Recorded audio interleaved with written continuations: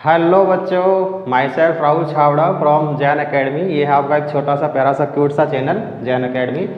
और अपना फिजिक्स का फर्स्ट चैप्टर चल रहा था, 12th फिजिक्स का।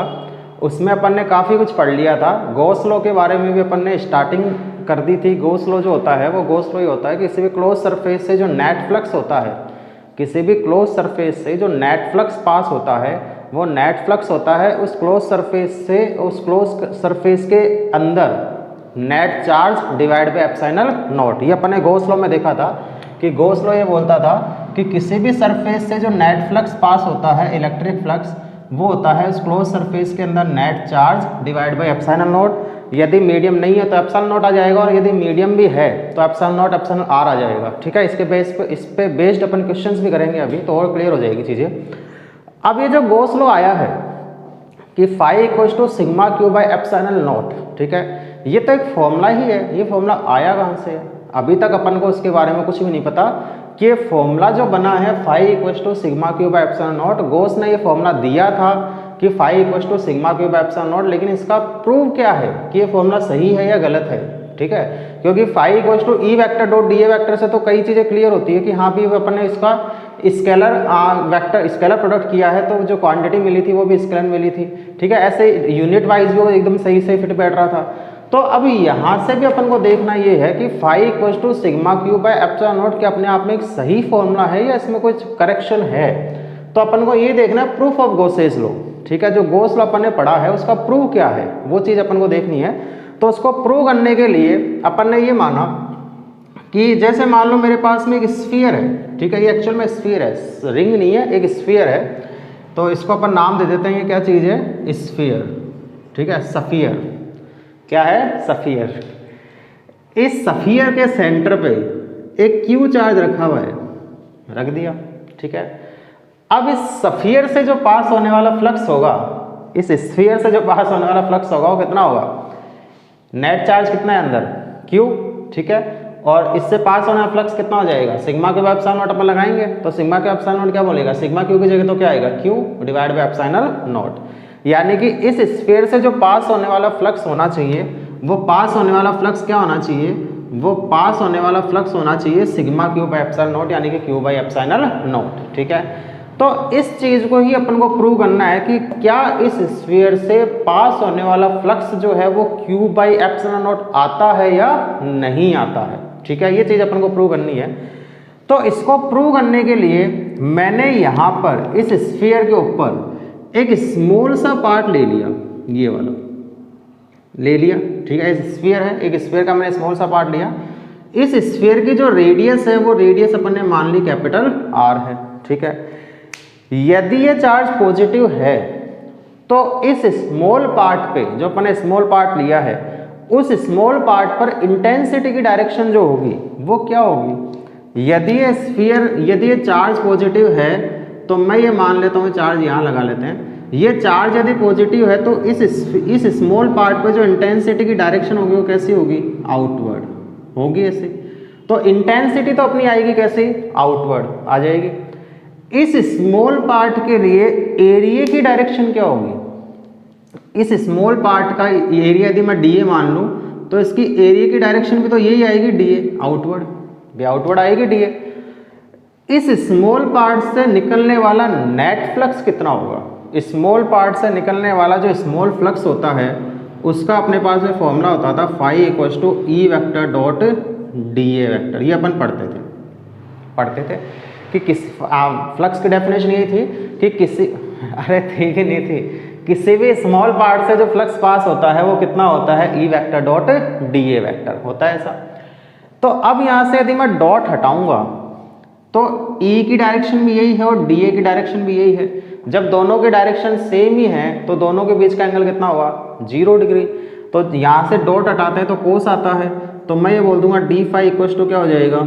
ई डी ए कोस, और एंगल कितना बन रहा है? 0 डिग्री, और कोस 0 की वैल्यू 1। तो डी फाई जो आएगा वो क्या आ जाएगा? E D. ये तो इस स्मॉल पार्ट से निकलने वाला फ्लक्स है।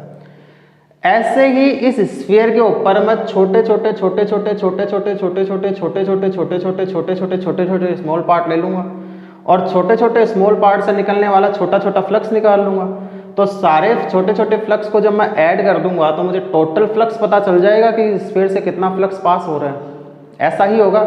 तो मैंने इस पूरे स्फीयर पे छोटे छोटे पार्ट्स लिए, ठीक है, और छोटे छोटे पार्ट्स से छोटे छोटे फ्लक्स निकाल लिए और सारे फ्लक्स को ऐड कर दिया, और ऐड करने पे मुझे जो टोटल फ्लक्स पता चला वो ही इस स्फीयर से पास होने वाला टोटल फ्लक्स आ जाएगा। अब यहाँ से समझो, तो छोटे छोटे पार्ट्स को जोड़ने का अपने पास तरीका क्या होता है, टूल होता है जिसको अपन नाम क्या देते हैं, इंटीग्रेशन। तो मैं क्या कर दूंगा, यहाँ पे दोनों का इंटीग्रेशन कर देंगे, तो D phi integration E D A close surface, ठीक है। अब देखो ई इंटेंसिटी क्या यहाँ पर जितनी है उतनी ही यहाँ पर है, क्या यहाँ पर भी उतनी है, क्या यहाँ पर भी उतनी है, क्या यहाँ पर भी उतनी है, क्या यहाँ पर भी उतनी है, क्या यहाँ पर भी उतनी है, क्या हर स्मॉल पार्ट पर इंटेंसिटी की वैल्यू सेम रहेगी, और कितनी रहेगी, क्यू चार्ज से आर डिस्टेंस पे हर जो स्फीयर है उस स्फीयर के सेंटर पे क्यू चार्ज रखा है, तो सरफेस से सेंटर की जो डिस्टेंस होगी वो सबकी क्या रहेगी, कैपिटल आर ही रहेगी। चाहे मैं इसके ऊपर कितने भी पार्ट ले लूँ, सबकी डिस्टेंस कितनी रहनी है, कैपिटल आर रहनी है। चार्ज की वैल्यू कांस्टेंट है, डिस्टेंस की वैल्यू कांस्टेंट है। अपने पास में क्यू चार्ज से आर डिस्टेंस पे जो इंटेंसिटी का फॉर्मूला यदि अपन ने पढ़ा था, और याद यदि तुम्हें हो तो क्यू चार्ज से आर डिस्टेंस पे इंटेंसिटी का फॉर्मूला ये आया था के क्यू बाई आर स्क्वायर। आया था या नहीं आया था, आया था। क्यू चार्ज से आर डिस्टेंस पे इंटेंसिटी का फॉर्मूला क्या आया था, के क्यू बाई आर स्क्वायर। ऐसे ही क्यू चार्ज से कैपिटल आर डिस्टेंस पे जो इंटेंसिटी बनेगी वो कितनी बनेगी, K Q by capital R square. Q charge से कैपिटल आर डिस्टेंस पे, यहाँ पे भी यदि मैं स्मॉल पार्ट ले लूँ तो क्यू चार्ज से कैपिटल आर डिस्टेंस पे इंटेंसिटी क्या बनेगी, K Q by R square. Q charge से आर डिस्टेंस पे intensity K Q by R square, K Q by R square, K Q by R square, K Q by R square, K Q by R square. यानी कि इस पूरे sphere पे मैं जितने भी पार्ट्स लूंगा सब पर इंटेंसिटी की वैल्यू क्या रहेगी, के क्यू बाई आर स्क्वायर, यानी कि वो कांस्टेंट रहेगी, कुल मिला के कांस्टेंट रहेगी। तो कांस्टेंट रहेगी तो कांस्टेंट को अपन बाहर निकाल लेंगे। तो डी फाई का इंटीग्रेशन तो क्या हो जाएगा, फाई ई बाहर आ गया और अंदर क्या रह गया, इंटीग्रेशन डी ए, ठीक है। और ई की वैल्यू अपने पास में क्या आई है, क्यू चार्ज से आर डिस्टेंस पे इंटेंसिटी कितनी आई है, के क्यू बाई आर स्क्वायर। तो डी फाई की जगह में पुट के ई की जगह पुट कर दोगे के क्यू बाई आर स्क्वायर, अंदर क्या रह जाएगा, इंटीग्रेशन डी ए हो जाएगा।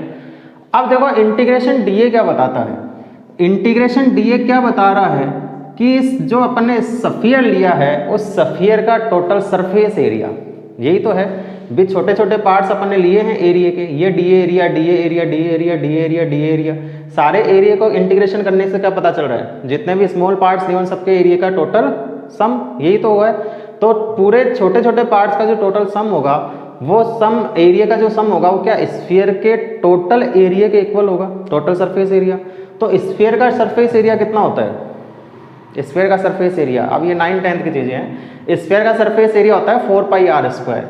यदि मैं स्फीयर के सरफेस एरिया की बात करूं तो सरफेस एरिया इसका होता है 4 पाई आर स्क्वायर। याद रखना है, नहीं याद है तो याद रख लेना। तो टोटल सरफेस एरिया कितना हो जाएगा, 4 पाई आर स्क्वायर हो जाएगा। आर स्क्वायर से आर स्क्वायर कैंसिल, फाई कितना निकल के आएगा, 4 पाई के क्यू, 4 पाई के क्यू। के की जगह अपन बोलते हैं 1/4 पाई एप्सिलॉन नॉट, तो 4 पाई के की जगह आया 1/4 पाई एप्सिलॉन नॉट, और क्यू ऐसे कैसे, 4 पाई से 4 पाई कैंसिल, तो फाई जो आया वो कितना आया, क्यू अपॉन एप्सिलॉन नॉट, यही आया। और ये कौन सा फ्लक्स है अपना, इलेक्ट्रिक फ्लक्स। तो इलेक्ट्रिक फ्लक्स को अपन फाई ई से डिनोट करते हैं, तो ये अपना इलेक्ट्रिक फ्लक्स आ गया क्यू बाई एप्सिलॉन नॉट। और यही गॉस लॉ था कि यदि क्यू चार्ज किसी क्लोज सरफेस के अंदर रखा है तो उससे पास होने वाला जो फ्लक्स होता है वो होता है क्यू बाई एप्सिलॉन नॉट होता है। तो यही फॉर्मूला अपना यहाँ से निकल के आ गया। इसका मतलब गॉस लॉ जो दिया गया था वो गॉस लॉ अपने आप में एक सही फॉर्मूला है, उसमें किसी भी तरह का कोई करेक्शन नहीं है। क्यों नहीं है, क्योंकि अपन ने प्रूव करके देख लिया कि D phi equals to E vector dot D A vector, जो अपन ने फ्लक्स का फॉर्मूला लगाया है उस फ्लक्स के फॉर्मूले से अपन को ये पता चला कि जो फ्लक्स होता है यदि क्यू चार्ज रखा हुआ है तो फॉर्मूला जो बनता है इसका वो बनता है क्यू बाई एप्सिलॉन नॉट। और यदि Q1 Q2 दो चार्ज रखे होते तो Q1 plus Q2 upon epsilon not हो जाता। ऐसे यदि बहुत सारे चार्ज रखे हैं तो यहाँ पे sigma q by epsilon naught आ जाता। तो कुल मिला के फॉर्मूला जो बनना है वो यही बनना है क्यू बाई एप्सिलॉन नॉट। समझ में आ रही चीज। तो फॉर्मूला अपना यही बनेगा Q बाय एप्सिलॉन नॉट। इसका मतलब ये हो गया कि किसी भी क्लोज सरफेस से पास होने वाला जो फ्लक्स होता है वो फ्लक्स गॉस लॉ ने जो दिया था फॉर्मूला, वो अपने आप में सही फॉर्मूला था कि वो फॉर्मूला ये था कि उस क्लोज सरफेस के अंदर net charge divide by epsilon not, इसका जो रेशो होता है वो रेशो क्या होता है, क्लोज सरफेस से पास होने वाला नेट फ्लक्स। तो फ्लक्स के दो फॉर्मूले अपने पास में आ गए, एक तो ये फॉर्मूला हो गया और एक अपने पास में ये फॉर्मूला हो गया, ई vector dot D A vector बोल दो या ए वेक्टर बोल दो। यदि इंटेंस, फिर से बता रहा हूँ, यदि इंटेंसिटी दे रखी है तो फॉर्मूला ये वाला काम में लेना है, और चार्ज दे रखा है तो अपन को फॉर्मूला ये वाला काम में लेना है। दोनों ही फॉर्मूले सही हैं, किस टाइम पर कौन सा फॉर्मूला काम में लेना है वो अपनी अंडरस्टैंडिंग काम करेगी कि यदि अपन को चार्ज के बारे में कुछ दे रखा है तब तो फॉर्मूला अपन ये काम में लेंगे, ठीक है, और यदि मुझे इंटेंसिटी के बारे में कुछ दे रखा है तो मैं फॉर्मूला ये वाला काम में लूँगा। बाकी अपने प्रूव करके देख लिया कि गॉस लॉ जो है वो गॉस लॉ अपने आप में सही लॉ था या नहीं था। अब इस पे बेस्ड कुछ क्वेश्चंस जो है वो क्वेश्चंस अपन देख लेते हैं जो अपने लास्ट ईयर। हाँ, तो 2 क्वेश्चन बोर्ड पे लिखे गए हैं, अब इसको समझो क्वेश्चन क्या है, वही गॉस लॉ से रिलेटेड क्वेश्चन है। क्वेश्चन अपने पास में ये आते हैं कि जैसे मान लो मेरे पास में इस तरह से एक सरफेस है S, उस सरफेस में 2 चार्ज रखे गए हैं 2Q और -Q, और एक बाहर चार्ज रखा गया है 3Q, ठीक है, और अपन से पूछा गया है कि इस क्लोज सरफेस से पास होने वाला नेट फ्लक्स जो है वो कितना होगा। क्वेश्चन आया हुआ है 2010 में। तो क्वेश्चन के अंदर कुछ नहीं, अपने पॉइंट्स पढ़ रखे थे वैसे तो इसके, कि बाहर वाला चार्ज, बाहर सराउंडिंग जो चार्ज होता है उससे अपन को कोई मतलब नहीं है, क्लोज सरफेस के अंदर नेट चार्ज कितना अपन को वो देखना है। तो अंदर नेट चार्ज कितना है 2Q -Q, अंदर नेट चार्ज कितना होगा 2Q -Q divide by epsilon not. ये तो फॉर्मूला होता है sigma Q bye epsilon not. Sigma Q कितना हो गया 2Q -Q, ठीक है, एक प्लस में और एक माइनस में है, तो जैसा होता है वैसे जोड़ देते हैं 2Q -Q upon epsilon not. तो यहाँ से फॉर्मूला क्या बन जाएगा Q बाय एप्सिलॉन नॉट। तो इस क्लोज सरफेस से पास होने वाला नेट फ्लक्स जो होगा वो कितना होगा Q बाय एप्सिलॉन नॉट। बाहर 3Q रखा है, 4Q रखा है, 10Q रखा है, उससे अपन को कोई मतलब नहीं है, ठीक है। तो ये तो अपने पास में आ गया फर्स्ट क्वेश्चन, सिंपल सा क्वेश्चन था। सेकंड क्वेश्चन देखो क्या है, consider 2 hollow concentric spheres S1 and S2। 2 hollow concentric sphere है, कंसेंट्रिक का मतलब समझते हो कि दोनों का सेंटर जो है वो सेम पॉइंट पर है, ठीक है। तो एक तो मैंने ये स्फीयर मान लिया, ठीक है, और एक मैंने ये वाला स्फीयर मान लिया।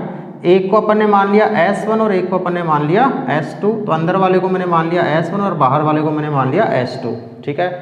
तो concentric sphere S1 and S2 enclosing charges 2Q and 4Q। तो S1 में तो चार्ज कितना है 2Q और S2 पे चार्ज कितना है 4Q, ऐसा ही है, ठीक है।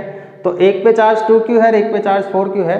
Find out the ratio of electric flux through them. पहले तो अपन को ये पता लगाना है कि इस S1 और S2 से जो फ्लक्स पास होने वाला है उस फ्लक्स का रेशियो क्या होगा। पहले तो पता लगाओ फ्लक्स होगा कितना, ठीक है, फ्लक्स होगा कितना। तो यदि मैं फाई S1 की बात करूं तो इस S1 स्फीयर के अंदर कितना चार्ज है 2Q, इतना ही है। तो S1 स्फीयर के अंदर यदि 2Q चार्ज है तो मैं बोलूँगा फाई S1 कितना हो जाएगा 2Q upon epsilon not. Formula लगेगा Q बाय एप्सिलॉन नॉट। तो सिग्मा Q कितना है 2Q divide by epsilon not. S2 sphere की यदि मैं बात करूं, इसको समझना, S2 स्फीयर के अंदर कितना चार्ज है 4Q, तो इसका खुद का है, और 2Q ये हो रहा है, टोटल मिला के कितना हो गया 6Q। तो टोटल मिला के अपने पास में आ गया 6Q। इसको पूरा डिटेल में लिखना चाहो तो अपन बोल सकते हैं 4Q plus 2Q divide by epsilon not, यानी कि 6Q अपॉन एप्सिलॉन नॉट, ठीक है। अब अपन को इसका रेशो निकालना है, रेशो निकाल लो। रेशो निकालेंगे तो phi S1 upon phi S2। Phi S1 तो कितना है 2Q बाय एप्सिलॉन नॉट, ये तो आ गया 2Q बाय एप्सिलॉन नॉट, और फाई S2 कितना हो गया 6Q bye epsilon naught. Epsilon not से एप्सिलॉन नॉट कैंसिल, Q से Q कैंसिल, 2/6 कितना होगा 1/3। तो रेशो जो आएगा वो कितना आ जाएगा 1/3। समझ में आ रही चीज। ये तो इसका फर्स्ट का आंसर है। अब सेकंड टाइम इन्होंने क्या किया है वो चीज समझो। सेकंड क्वेश्चन में how will the electric flux through the sphere S1 change if a medium of dielectric constant epsilon R is introduced in the space inside S1 in place of air. अभी फिलहाल यहाँ पे air थी, ठीक है। अब अपन ने एक ऐसा मीडियम, मान लो इसके अंदर पानी भर दिया जिसका परमिटिविटी कितनी है, डाइलेक्ट्रिक कांस्टेंट कितना है एप्सिलॉन R।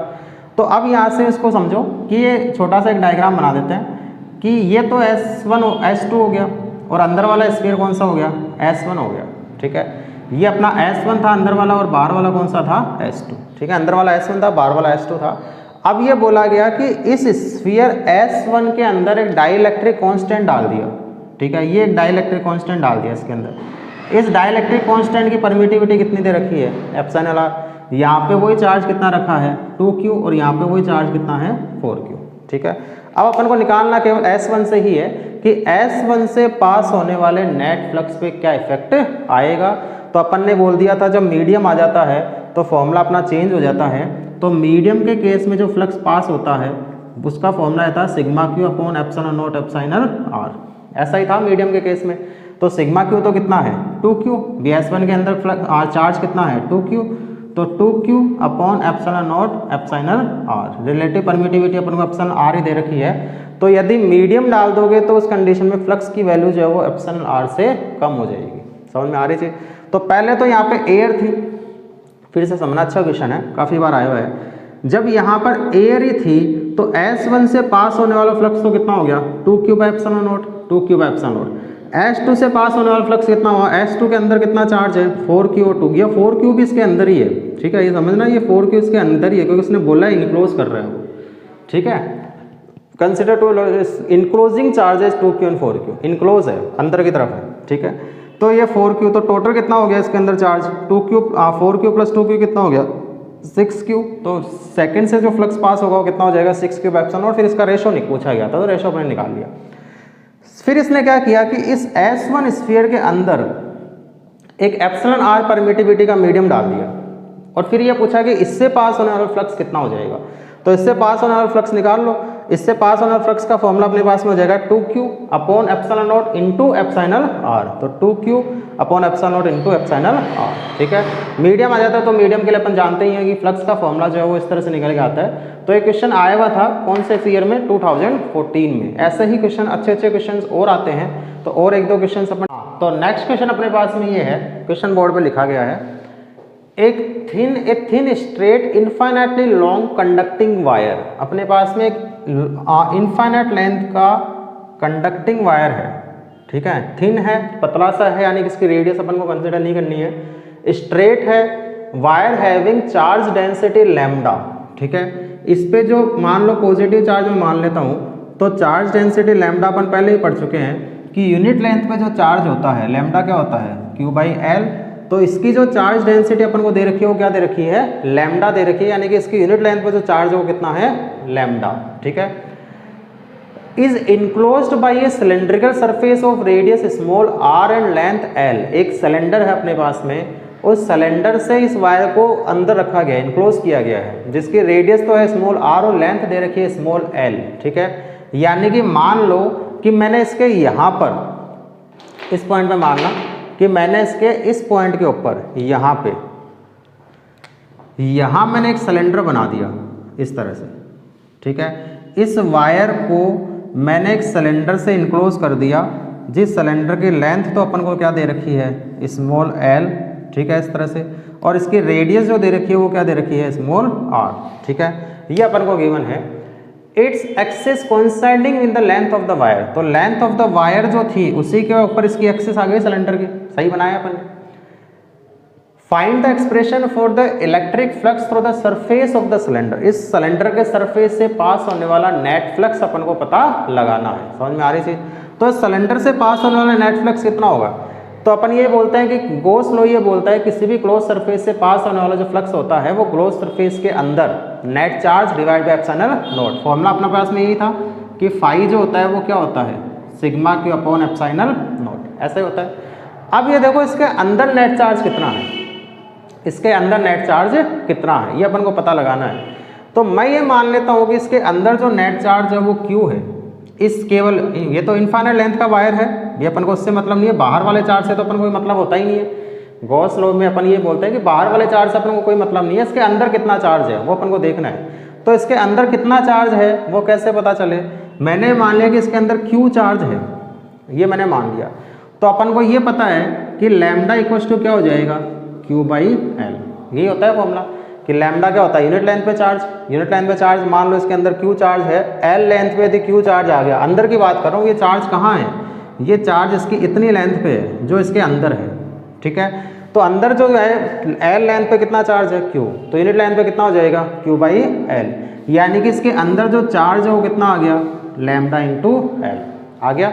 तो Q की वैल्यू अपने पास में आ गई लैम्डा इंटू एल, यानी कि अंदर जो चार्ज है सिग्मा Q वो कितना है लैम्डा इंटू एल, तो फाई जो आ जाएगा वो क्या हो जाएगा lambda L upon epsilon not. बस यही अपना आंसर है कि इस क्लोज सरफेस से जो पास होने वाला फ्लक्स होगा वो कितना हो जाएगा lambda L into epsilon, lambda L by epsilon naught. Lambda अपन को दे रखा है, एल अपन को दे रखा है, एप्सिलॉन नॉट अपन को दे रखा है, तो फाई इक्वल हो जाएगा lambda L upon epsilon naught. ठीक है, तो ये क्लोज सरफेस से पास होने वाला फ्लक्स था। अब ये चाहे यहाँ पे सिलेंडर बनाते चाहे मान लो स्फीयर बनाते, कुल मिला के अपन को यही देखना था कि इसके अंदर नेट चार्ज जो है वो कितना है, अंदर net charge divide by epsilon not. बस अपन को इतना सा पता करना है। तो नेक्स्ट क्वेश्चन बोर्ड पे लिखा गया है, अपने पास में दो चार्ज है -2q एंड प्लस का q, ठीक है, -2q एंड प्लस का q are located at points A0 and 4A0। ठीक है, अब आप पॉइंट्स बना देंगे क्या है ये। What is the electric flux due to these charges through a sphere of radius 3a with its center at the origin। पहले तो एक ओरिजिन बनाओ, ठीक है, जैसे मान लो ये मैंने एक y एक्सिस मान ली, ये अपनी x एक्सिस हो गई इस तरह से, ये अपनी y एक्सिस हो गई इस तरह से, ये तो y एक्सिस है, ये x एक्सिस है और ये अपना ओरिजिन है। ठीक है, ऐसे एक तो चार्ज रखा गया है A0 पे, माइनस का 2q चार्ज जो रखा गया वो तो कहाँ रखा है A0 पे। A0 का मतलब x में A और y में 0, यानी कि x एक्सिस पे रखा गया है। तो मैंने मान लिया कि यहाँ जो चार्ज रखा गया है, ये जो चार्ज है ये कितनी डिस्टेंस पे आ गया A0 पे। ठीक है, ये कितना चार्ज है माइनस का 2q है, और इसके कोऑर्डिनेट्स क्या हो गए A और 0 हो गए। और प्लस का q चार्ज जो रखा गया है वो रखा गया है 4A0 पे। 4A0 का मतलब मान लो यहाँ कहीं आ गया इस पॉइंट के ऊपर, ये कितना हो गया प्लस का q चार्ज है, और ये कौन से कोऑर्डिनेट्स हो गए 4A0 हो गए। फिर ये बोला गया है what is the electric flux due to these charges through a sphere of radius 3a with its centre at the origin. Centre से मैंने 3a रेडियस आर्क का एक आर्क ओपन किया कर दिया। अब a इधर है 4a इधर है, तो 3a कहाँ होगा 3a अप्रोक्सीमेटली मैं मान सकता हूँ कि 3a जो होगा वो 4a के पास में तो होगा, लेकिन 4a से पहले ही निकल जाएगा, यहाँ पे कहीं होगा 3a होगा ऐसा। तो जब 3a यहाँ होगा और सेंटर ये है, तो इसका स्फीयर जो बनेगा वो स्फीयर को जैसा ही तो बनेगा, इस तरह से बन जाएगा ऐसे। ये जो स्फीयर बनेगा वो जैसा बन जाएगा स्फीयर, इसमें होगा ऐसा। ठीक है, तो और थोड़ा सा बना लेंगे अपन, ढंग से बना नहीं है स्फीयर एक्चुअल में, यदि बात करेंगे तो ऐसा कोई स्फीयर बन जाएगा, इसमें बन जाएगा। अब देखो आप पता लगाना है कि इस स्फीयर से नेट फ्लक्स कितना होगा। तो क्वेश्चन ही बहुत सिंपल हो गया, कुछ बचा ही नहीं क्वेश्चन के अंदर। इस स्फीयर से नेट फ्लक्स कितना होगा, क्या ये चार्ज काम करेगा, ये तो बाहर है, इसका कोई मतलब नहीं। अंदर कितना चार्ज है माइनस का 2q, तो नेट फ्लक्स का फॉर्मूला क्या होता है sigma q upon epsilon not. तो सिग्मा q तो कितना है, अंदर कितना चार्ज है, नेट चार्ज कितना है माइनस का 2q, तो माइनस का 2q अपॉन एप्सिलॉन नॉट, ये इसके अंदर नेट फ्लक्स आ जाएगा। ये फ्लक्स इनवर्ड होगा कि आउटवर्ड होगा, नेगेटिव में फ्लक्स है तो नेगेटिव फ्लक्स है तो कैसा फ्लक्स होगा, ये इनवर्ड फ्लक्स होगा। यदि पॉजिटिव होता तो कैसा फ्लक्स होता आउटवर्ड। वैसे नेगेटिव चार्ज है तो फ्लक्स इनवर्ड ही होना है, और पॉजिटिव चार्ज होता तो फ्लक्स आउटवर्ड होता। तो ये कुछ क्वेश्चंस आए हुए थे, और क्वेश्चंस जो है वो एक एक लाइन के क्वेश्चंस है, मैं और वो बता देता हूँ क्या क्वेश्चंस है उस पर, क्वेश्चन को सुनना। How does the electric flux due to a point charge enclosed by a spherical Gaussian surface get affected when its radius is increased. यदि मान लो रेडियस को मैंने इंक्रीज कर दिया, जैसे मान लो ये एक स्फीयर था, इसमें क्यू चार्ज रखा हुआ था, फ्लक्स पास हो रहा था क्यू बाई एप्सिलॉन नॉट, मैंने रेडियस को बढ़ा दिया, चार्ज उतना ही रहने दिया, फ्लक्स कितना होगा, फ्लक्स कितना होगा भाई वही रहेगा क्यू बाई एप्सिलॉन नॉट। इसका मतलब आंसर क्या रहेगा, flux will not change if we increase और decrease the radius of the sphere. तो इफ वी इंक्रीज और decrease the radius of the sphere that net flux through the sphere will not be changed. ठीक है, और देखो what is the electric flux through a cube of side 1 centimetre which encloses an electric dipole. एक cube अपने पास में है, उस क्यूब के अंदर इलेक्ट्रिक डाइपोल रखा गया है, तो उस क्यूब से कितना फ्लक्स पास होगा ये अपन को फाइंड आउट करना है। हे भगवान, कितने क्वेश्चन है, खत्म ही नहीं हो रहे। अरे खत्म हो जाएंगे क्वेश्चन, क्वेश्चन जिस दिन खत्म हो गया उस दिन दुनिया खत्म हो जाएगी। क्वेश्चन रहने चाहिए इस दुनिया में, तभी तो नई नई चीज़ें निकल के आएगी। चलो, मेरे पास में क्यूब था, ठीक है, उल्टा पेन चल रहा था, एक क्यूब था ये वाला, ठीक है, बहुत ही सुंदर सा छोटा सा प्यारा सा एक क्यूब है अपने पास, जैसे अपना चैनल है। तो इस क्यूब के अंदर एक डाइपोल रखा गया है, माइनस का 2q प्लस का q रख दिया एक डाइपोल। क्वेश्चन में बोला गया what is the electric flux through the cube of side 1 centimetre which encloses an electric dipole. इसकी साइड अपन को दे रखी है 1 सेंटीमीटर, ठीक है। अब इस क्यूब से कितना फ्लक्स पास होगा, तो मैंने एक पॉइंट बताया था, क्लोज सरफेस के अंदर चाहे एक डाइपोल रखा हो चाहे 50 डाइपोल रखा हो, इसके अंदर नेट चार्ज कितना है, 0। जितना माइनस में उतना ही प्लस में है, तो सिग्मा क्यू कितना हो गया, 0। तो फ्लक्स कितना हो जाएगा, 0 हो जाएगा। तो इससे कोई फ्लक्स पास नहीं होगा, ठीक है। फिर है एक charge Q is placed at the centre of A cube of side L, ठीक है। वही अपन एक क्यूब का इक्वेशन आ गया कि ये मान लो एक छोटा सा प्यारा सा क्यूब है, जैसे अपना चैनल है, ठीक है। तो इस क्यूब के, मान लो ये क्यूब है, इसकी साइड दे रखी है अपन को स्मॉल एल इस तरह से, ठीक है, कंफ्यूज करने के लिए दे रखी है।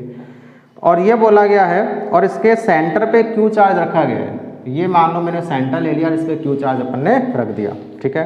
What is the electric flux passing through each face of the cube, ठीक है। इस क्यूब के फेस से कितना फ्लक्स पास होगा, तो क्यूब से कितना फ्लक्स पास होगा पहले तो ये पता लगाओ, क्यूब से कितना फ्लक्स पास होगा, क्यू अपॉन एप्सिलॉन नॉट, ऐसा ही होगा।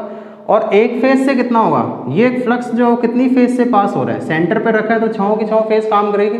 जब ये किसी फेस को टच ही नहीं कर रहा, तो जब 6 के 6 फेस काम करेगी तो 6 फेस से इतना फ्लक्स पास हो रहा है, तो एक फेस से कितना होगा, q/6 एप्सिलॉन नॉट। ये इसका आंसर हो जाएगा, ठीक है। और देखो, if the radius of the Gaussian surface enclosing A charge is halved, how does the electric flux through the Gaussian surface change. ये मान लो अपने पास में एक स्फीयर था, इस पे क्यू चार्ज था, फ्लक्स कितना पास होगा, q अपॉन एप्सिलॉन नॉट। इसकी रेडियस थी मान लो r, मैंने इसी रेडियस को हाफ कर दिया, r/2 कर दिया और चार्ज वही q रखा है, तो फ्लक्स कितना रहेगा, q upon epsilon not. Radius आधी कर दो, चाहे 4 गुनी कर दो, चाहे पाव कर दो, कोई फर्क नहीं पड़ने वाला, ठीक है। बस ये इसके अंदर क्वेश्चंस थे, छोटे छोटे क्वेश्चंस आए हुए हैं इसके अंदर, बाकी और इसके अंदर कुछ ऐसा है नहीं। तो ये अपना गॉस लॉ और उससे रिलेटेड जो न्यूमेरिकल्स थे वो कंप्लीट हो गए हैं। अब अपन एप्लीकेशन ऑफ गॉस लॉ देखेंगे कि गॉस लॉ के अपने पास में एप्लीकेशंस हैं, इंपॉर्टेंट एप्लीकेशन है, उसके ऊपर तो क्वेश्चन आते ही आते हैं। अभी तक जो पढ़ा है उस पर चाहे आओ चाहे नहीं आओ, लेकिन एप्लीकेशन ऑफ गॉस लॉ एक इंपॉर्टेंट टॉपिक है, तो उस पर तो क्वेश्चन आने ही आने हैं। तो आगे आने वाले चैप्टर्स, इस चैप्टर के जो वीडियो हैं वो बहुत ही इंपॉर्टेंट है, तो उनको तो अच्छे से देखना ही देखना है। बाकी अभी तक जो भी अपन ने पढ़ा है उनके नोट्स बनाते हुए चलो और साथ के साथ इनको पढ़ते हुए चलो। कोई डाउट हो तो मुझसे पूछ सकते हो, चाहे कमेंट में कर दो या फिर मुझसे पर्सनली पूछा जा सकता है। तो कैसे भी जैसे तुम्हारी इच्छा हो वैसे पूछते रहो, तो ऐसे ही पढ़ते रहो और साथ के साथ मज़े करते रहो।